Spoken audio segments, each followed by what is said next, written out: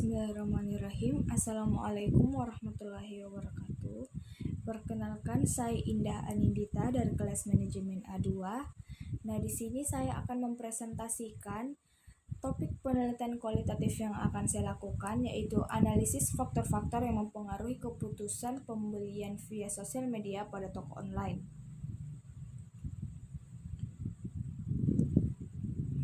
Nah, di sini saya akan menjelaskan sedikit bagaimana penelitian kualitatif tersebut dilakukan. Penelitian kualitatif juga lebih banyak merujuk kepada pemaknaan atau konsep serta definisi dan karakteristik, metafora simbol, dan deskripsi atas sesuatu, sedangkan penelitian kuantitatif justru sebaliknya. Nah, di hubungan antara kualitatif dan pendekatan ekonomi kelembagaan dengan metode penelitian kualitatif adalah yaitu dalam analisis ekonomi kelembagaan, struktur kekuasaan yang hidup dalam masyarakat menjadi hal yang sangat penting. Dan di sisi lain, penelitian kualitatif juga sangat peduli dengan seluruh aspek yang mendekat dalam fenomena yang terjadi. Nah, dalam topik penelitian kualitatif saya ini, karena berhubung dengan suatu proses ekonomi sosial kita, jadi di topik ini saya menggunakan paradigma ekonomi dalam penelitian topik kualitatif tersebut saya. Jadi paradigma ekonomi, saya akan menjelaskan sedikit pengertian paradigma ekonomi. Jadi paradigma ekonomi yaitu cara pandang terhadap suatu persoalan pembangunan yang dipergunakan dalam penyelenggaraan pembangunan, dalam arti pembangunan baik sebagai proses maupun sebagai metode untuk mencapai peningkatan kualitas hidup manusia dan kesejahteraan rakyat. Dan dalam penelitian kualitatif ini juga lebih banyak untuk meramal sesuatu, tetapi justru menjelaskan secara utuh proses ini di balik fenomena yang terjadi tersebut.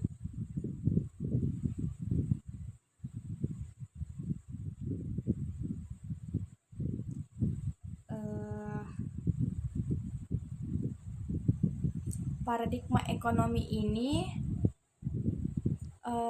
bersifat evolusioner, kolektif, dan interdisipliner dan non-prediktif. Ekonomi ini lebih berfokus kepada konflik daripada keharmonisan, pada pemborosan, inefisiensi daripada efisiensi, dan pada ketidakpastian daripada pengetahuan sempurna yang selalu statis. Secara garis besar, paradigma ekonomi ini lebih terfokus pada penyimpangannya daripada hal-hal yang lurus dan ideal. Karena hakikatnya memang seperti itulah kehidupan nyata. Selalu terjadi konflik, tidak sesuai harapan, dan penyimpangan merupakan bagian yang tak terlepas dari kehidupan kita masing-masing. Intinya, pusat kepentingan dari paradigma ekonomi ini adalah eksistensi dari penyimpangan kekuasaan dan hak khusus, privilege tersebut. Nah, dalam topik penelitian kualitatif saya ini, saya akan menggunakan metodologi etnografi. Nah, saya akan menjelaskan sedikit tentang pengertian metode etnografi tersebut. Jadi, etnografi ini merupakan suatu metode penelitian sosial atau ilmu sosial, di mana titik fokus penelitiannya dapat meliputi studi intensif budaya, bahasa, sosial, atau domain tunggal ataupun gabungan metode historis. Metode historis ada beberapa metode historis, observasi, dan wawancara. Pada awalnya, etnografi berakar pada bidang antropologi dan sosiologi. Nah,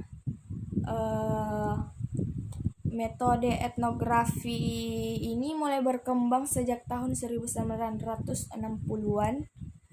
Metode ini bersumber dari satu aliran baru dalam ilmu antropologi yang disebut kognitif antropologi atau etnoscience atau etnografi baru.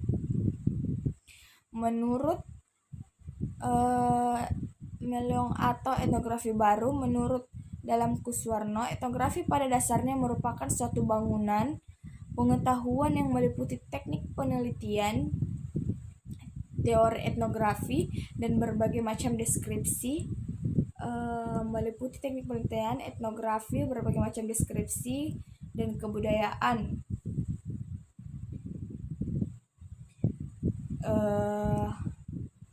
Etnografi ini bermakna membangun suatu pengertian yang sistematik mengenai semua kebudayaan manusia dan perspektif orang yang telah mempelajari kebudayaan.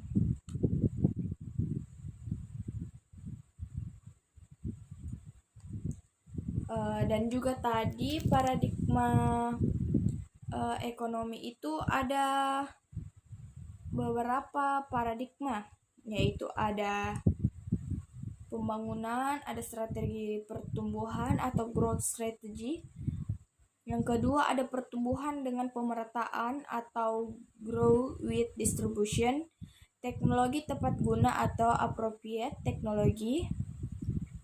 Dan keempat, kebutuhan dasar pembangunan yaitu basic needs development. Dan yang kelima ada pembangunan berkelanjutan atau sustainable development. Dan yang keenam ada konsep pemberdayaan. Dan yang ketujuh ada pembangunan berpusat pada manusia yaitu people centered development.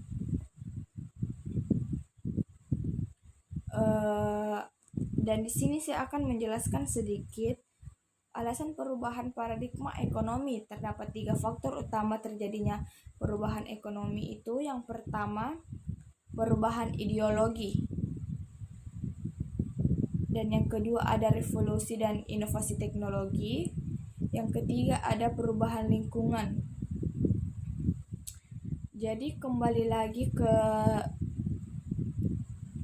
topik ini, topik penelitian kualitatif yang saya lakukan ini adalah analisis faktor-faktor yang mempengaruhi keputusan pembelian via sosial media pada toko online. Jadi faktor-faktor yang mempengaruhi keputusan pembelian via sosial media ini pada toko online itu memang sekarang sangat meningkat yang sangat drastis, dikarenakan di era pandemi COVID-19 ini kita lebih banyak melakukan aktivitas di dalam rumah atau work from home. Nah, setelah di era pandemi COVID-19 ini, seiring berjalannya waktu, kita tentu saja lebih banyak melakukan kegiatan dalam rumah. Salah satunya dengan judul saya ini yaitu faktor-faktor yang mempengaruhi keputusan pembelian via sosial media pada toko online. Jadi faktor-faktornya itu karena salah satu ada pandemi COVID-19. Penelitian ini menganalisis pengaruh faktor-faktor yang mempengaruhi keputusan pembelian via internet pada toko online. Perkembangan teknologi, informasi dan begitu pesat termasuk segala aspek. Nah, dikarenakan teknologi kita berkembang sangat pesat, jadi mayoritas masyarakat sekarang membuka toko. Kita bisa memesannya via online dan sangat praktis. Dan tinggal melalui handphone kita sudah bisa memesan barang apa saja yang kita inginkan dan memberikan alamat-alamat kita, memberikan data-data maksud saya kepada penjual ini sosial media toko online tersebut. Jadi hal ini termasuk salah satu dampak yang besar bagi segala aspek, tidak terkecuali perkembangan dunia bisnis dan pemasaran.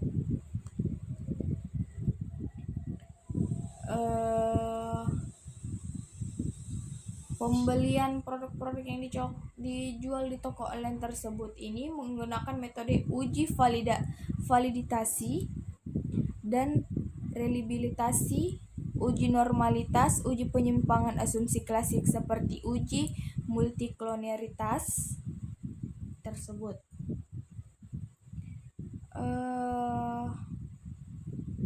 Jadi